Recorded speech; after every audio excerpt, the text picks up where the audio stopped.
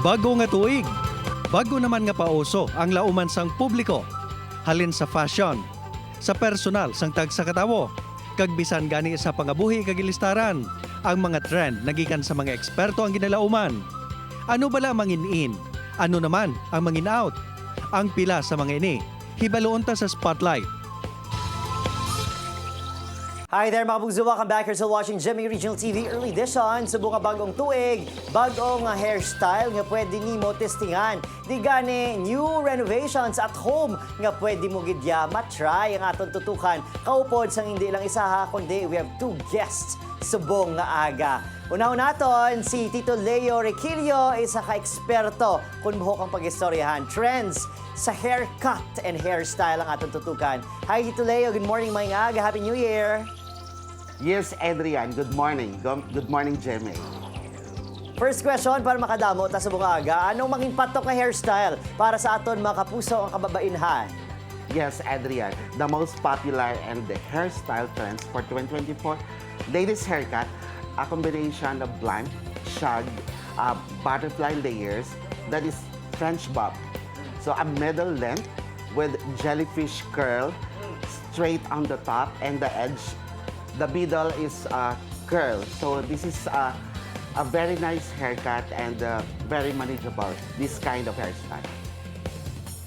Bale, Tito Leo, malipot ala Korean novela, K-pop, idol, amoy na. Pero middle length, no? Hindi niya lipot, gid kaayo, hindi bala? Para naman sa mga boys and guys, bati-bati ko, dapat tawhay ko, no? Effortless sa bunga 2024 pares sa 90s inspired look for the ladies.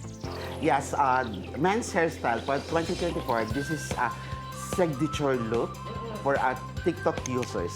Wow. Effortless style for a timeless approach also.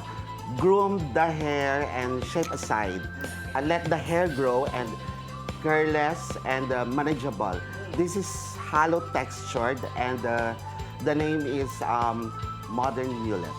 Also 1990s, just like the hair of Leonardo DiCaprio. Ari mga kapuso, from hairstyle, home renovation naman ang aton tutukan. New home, new life ang aton abi ginapatihan. Now with us is Ma'am Candy Deoca, the renovation diva sang Bago City. Happy New Year, hi! Hi, Adrian. Happy New Year. Color of the year is orange. Peach, very bright, lively, energetic. Bagay ni bala sa aton mga puluyan in kaso magpa-repaint kita.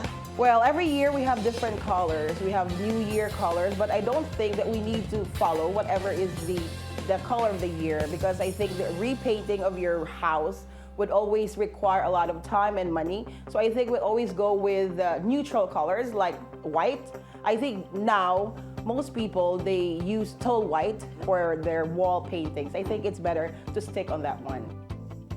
Team Puti versus Team Kahoy. Magapadayon this 2024, Tita Candy? Yes, I think candy would always be here because it's organic. We can always find materials like ang kahoy. We could always have it, a new furniture, make it like maybe a chair or a table. So I think it would stay.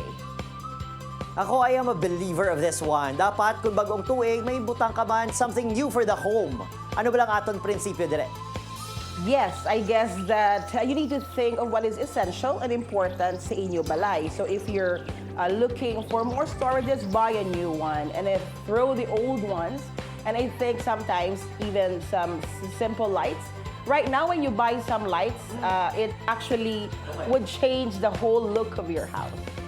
And in order for us to make space, mga puso, we have to get rid, say goodbye sa mga dumaan na. Old ones, how do we let go man of the things of the past? Well, if you have this old furniture, you could always like repaint it. You know, if it's really dark colored brown, you can have it repainted, auto finish it into white. And I think it's okay. We could always recycle the old furnitures if it is still functional and just repaint it and that's it. Or add some buttons or handles and it would make a big difference.